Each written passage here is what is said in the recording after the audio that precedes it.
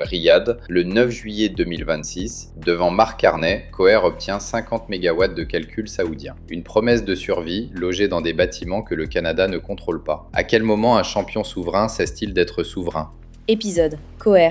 Pourquoi l'IA souveraine s'exile en Arabie Saoudite ? Chapitre 1. Le pacte de Riyad. Une poignée de main peut déplacer un centre de gravité. 50 MW, c'est la puissance électrique d'une petite ville industrielle. Pourtant, le geste visible ce 9 juillet à Riyad tient dans une poignée de main. Le Premier ministre canadien Marc Carney assiste au rapprochement de Coher et de Humain, l'entité saoudienne dédiée à l'intelligence artificielle. Selon Middle East AI News, l'accord promet à Coher au moins 50 MW de capacité de calcul dédiée d'ici 2027 afin d'entraîner sa prochaine génération de modèles de fondation. Le contraste est brutal. Coher s'est construite à Toronto et à Ottawa autour d'un vocabulaire de contrôle local, de sécurité d'entreprise et de souveraineté. Mais l'entraînement d'un grand modèle ne s'arrête pas à un récit national. Il faut des puces, des bâtiments, des réseaux, une alimentation électrique stable et quelqu'un disposé à immobiliser des milliards avant de savoir quels revenus sortiront de la machine. Le laboratoire ne se déplace pas seulement vers des serveurs. Il se rapproche de l'acteur qui peut financer et faire tourner la centrale numérique. Cette annonce n'est donc pas simplement un contrat d'hébergement, c'est un échange de rareté. Coher apporte un modèle, des équipes et une crédibilité auprès des entreprises occidentales. Humain apporte la capacité physique ainsi qu'un marché public et industriel à équiper. Arab News précise que le partenariat vise aussi des modèles adaptés à la langue arabe et des solutions pour l'administration et les industries saoudiennes. Le calcul n'est pas fourni dans le vide, il est attaché à des usages, à une langue et à une relation institutionnelle. L'idée forte est là, dans l'IA, la souveraineté n'est plus seulement la nationalité du siège social ou l'adresse où le code a été écrit. Elle dépend de l'endroit où l'on peut entraîner, déployer et financer le modèle à grande échelle. Celui qui contrôle l'infrastructure ne possède pas automatiquement le laboratoire. En revanche, il définit la vitesse à laquelle ce laboratoire peut respirer. Cette nuance change la lecture du mot souverain. Il ne désigne pas un passeport posé sur une présentation commerciale, mais la faculté de continuer à servir ses clients lorsque l'un des intrants critiques devient rare. Une entreprise peut conserver ses brevets et perdre sa latitude si ses cycles d'entraînement attendent une décision prise à des milliers de kilomètres. A l'inverse, un hébergeur peut financer une capacité considérable sans savoir transformer cette puissance en produit recherché. La souveraineté utile est donc une chaîne, et cette chaîne vaut par son maillon le moins substituable. Coher ne devient pas saoudienne parce qu'elle loue du calcul,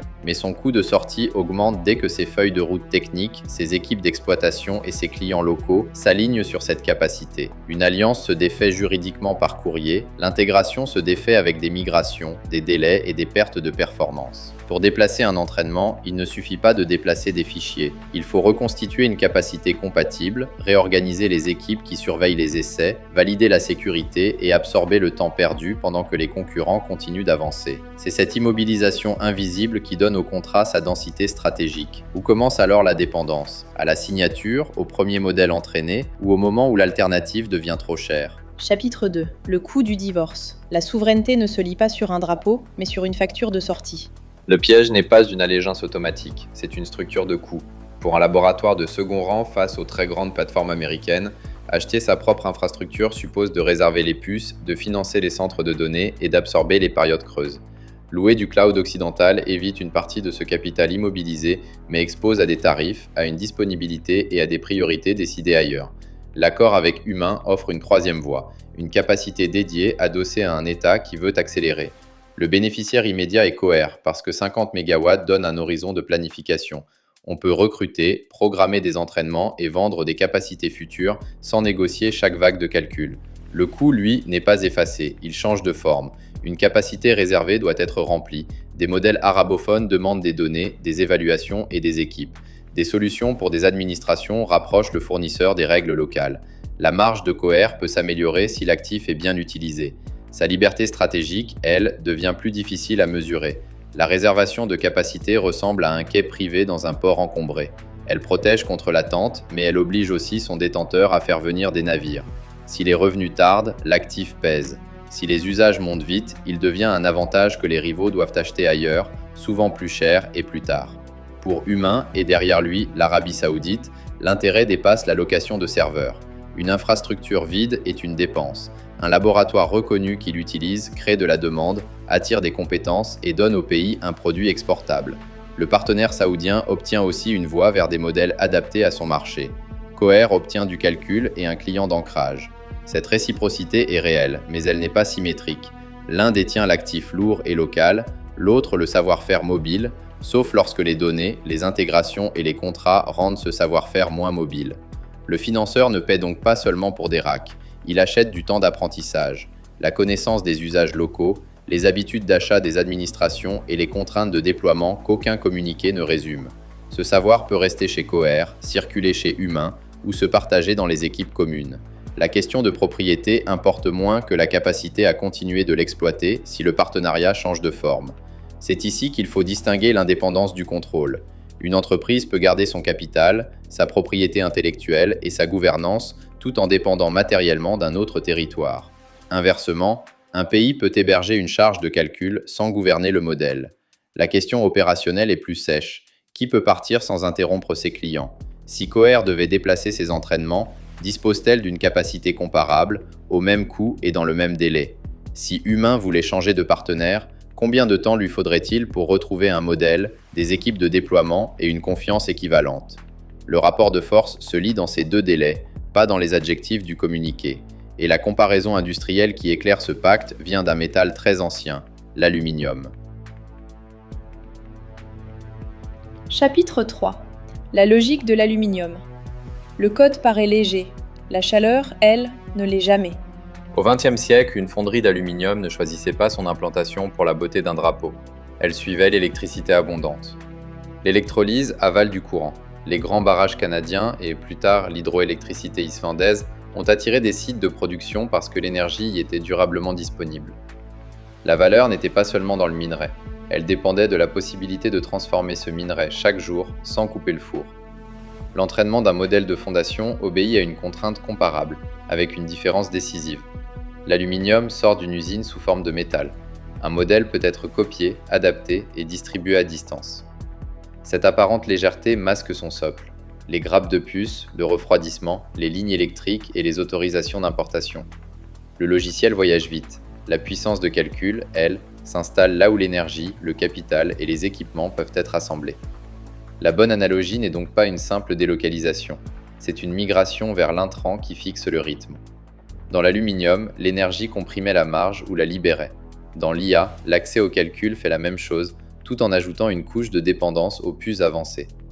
L'Arabie Saoudite peut fournir le terrain, l'énergie et le financement. Elle ne neutralise pas à elle seule les contraintes sur les processeurs graphiques américains. Les règles d'exportation des États-Unis restent un robinet extérieur, susceptible de modifier la valeur réelle d'un centre de données annoncé. Cette précision évite un raccourci commode. Posséder de l'énergie ne suffit pas à posséder l'intrant stratégique si les composants qui transforment cette énergie en calcul viennent d'une chaîne contrôlée ailleurs. Le centre de données est une machine à convertir plusieurs dépendances en un service unique. Son propriétaire peut offrir de la disponibilité, mais il ne peut promettre une autonomie que si les puces, les licences, la maintenance et les règles de commerce suivent aussi. Cela change le diagnostic concurrentiel. Coher ne subit pas seulement une concurrence frontale avec d'autres fournisseurs de modèles auprès des entreprises. Elle subit aussi une compression par l'amont. Les détenteurs de puces et de capacités peuvent absorber une part croissante de la valeur, même sans vendre le même produit. Une meilleure démo ne répond pas nécessairement à cette pression. La défense consiste à convertir le calcul en workflow client, là où le modèle s'insère dans des processus et devient coûteux à remplacer. Un modèle générique se compare sur la qualité perçue et sur le prix de l'appel. Un outil branché dans la gestion documentaire, la conformité ou les opérations supporte un autre test. Combien coûterait son retrait aux équipes qui travaillent déjà avec lui ? C'est là que la capacité physique peut devenir une marge durable, à condition que le fournisseur garde l'accès à l'usage final. Les fonderies ont appris une leçon rude. Être près de l'énergie ne garantit pas de garder toute la valeur du métal. Le propriétaire du barrage négocie avec le financeur, puis l'acheteur industriel impose son prix. Pour Coher, la question devient semblable. La capacité de Riyad servira-t-elle à créer une relation durable avec les clients ou seulement à produire un actif technique dont d'autres captureront l'essentiel ? Chapitre 4. Le centre de gravité. L'infrastructure accueille le modèle, puis demande ce qu'il rend possible. Dire que le partenaire saoudien impose ces normes serait aller plus vite que les faits. Les sources disponibles établissent un partenariat pour des modèles en langue arabe et des solutions destinées à l'administration et aux industries saoudiennes. Elles ne documentent pas une prise de contrôle de Coher ni une cession de sa propriété intellectuelle. La lecture sérieuse commence donc par ce qui est certain, Lorsque le client, l'infrastructure et le financement se trouvent du même côté de la table, le produit se façonne autour de ce marché. La langue arabe n'est pas une simple interface à traduire. Pour être utile dans une administration ou une grande entreprise, un modèle doit être évalué sur des documents, des procédures, des registres et des règles de sécurité propres à son contexte. Cette adaptation peut créer une valeur défendable si les données restent protégées et si l'usage les enrichit, mais elle crée aussi une intégration. Les équipes locales, les exigences de conformité et les contrats de déploiement deviennent des attaches concrètes. Humain ne cherche donc pas uniquement à remplir des racks. L'entité cherche à faire de la capacité de calcul une plateforme industrielle. Si Coher contribue à des produits déployés localement, le royaume gagne une compétence opérationnelle et un levier de négociation. La relation client finale compte ici davantage que la photo officielle. Celui qui possède l'accès aux administrations et aux grands groupes peut demander des adaptations, arbitrer les renouvellements et, à terme, remplacer une brique technique par une autre. C'est le point où l'IA appliquée cesse d'être une démonstration et devient une pièce d'organisation. La valeur ne vient pas seulement de la réponse produite par le modèle, elle vient de la permission de l'utiliser dans un processus réel, de la confiance dans ses données et de l'habitude prise par les équipes. Cette couche de travail est plus lente à bâtir qu'un entraînement, mais elle résiste mieux à la comparaison de modèles. Pour un dirigeant occidental, le test n'est pas de savoir si un partenariat au Golfe est respectable ou dangereux par principe. Il faut cartographier les actifs qui migrent avec lui. Les données d'entraînement restent-elles séparées? Sous quelle juridiction les poids des modèles sont-ils hébergés? Les clients peuvent-ils continuer à fonctionner si la capacité est interrompue?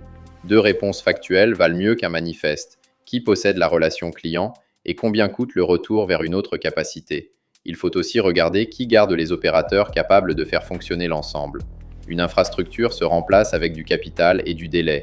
Une équipe qui connaît les données, les exigences de sécurité et les incidents passés concentre une mémoire beaucoup moins visible. La prochaine carte de l'IA ne séparera pas proprement les pays producteurs de code et les pays producteurs d'énergie. Elle reliera des laboratoires, des puces sous contrôle américain, des capitaux du Golfe et des clients publics locaux. Le bloc qui émerge n'est pas nécessairement non aligné. Il est traversé par des dépendances croisées, dont chacune peut devenir un prix à payer lors de la prochaine renégociation. Chapitre 5. La souveraineté vérifiable. Un drapeau rassure, une sortie possible prouve. Revenons à la salle de Riyad et à la question laissée par la poignée de main de Mark Carney. Un champion est-il encore souverain lorsqu'il entraîne son modèle dans une infrastructure étrangère? La réponse utile n'est ni un oui de principe, ni un non théâtral. Elle tient dans une grille réutilisable. Devant toute alliance entre un laboratoire et un détenteur d'infrastructure, on regarde d'abord l'intrant qui peut arrêter la machine. Puce, énergie, capacité ou autorisation d'accès. On observe ensuite où s'accumulent les attaches. Données adaptées, équipe d'exploitation, contrat client et procédure de conformité. Enfin, on demande qui peut restaurer le service si l'accord se défait. Cette dernière question transforme la souveraineté en test opérationnel. Le laboratoire garde-t-il une alternative crédible? L'infrastructure peut-elle accueillir un autre fournisseur sans perdre les usages d'accumuler? Le client final a-t-il un recours autre que d'attendre la renégociation? Cette grille s'applique bien au-delà de Coher. Elle permet de lire un partenariat de cloud, une usine de semi-conducteurs ou une plateforme publique sans confondre propriété juridique et pouvoir réel. Le passeport du code compte. Mais, dans une industrie dépendante de machines rares, la liberté se mesure au chemin de sortie, à son coût et au temps qu'il exige. À Riyad, Coher a gagné de l'air pour entraîner et déployer. La souveraineté de demain dépendra de sa capacité à ne pas confondre cet air avec une propriété du robinet. Qui détiendra le choix quand il faudra l'ouvrir ailleurs? La vraie souveraineté est celle qui peut partir. Coher a trouvé du calcul à Riyad. À vous de suivre le coup de sortie derrière chaque promesse de souveraineté. Gardez cette question pour le prochain partenariat IA. Qui peut réellement fermer le robinet et qui peut s'en passer?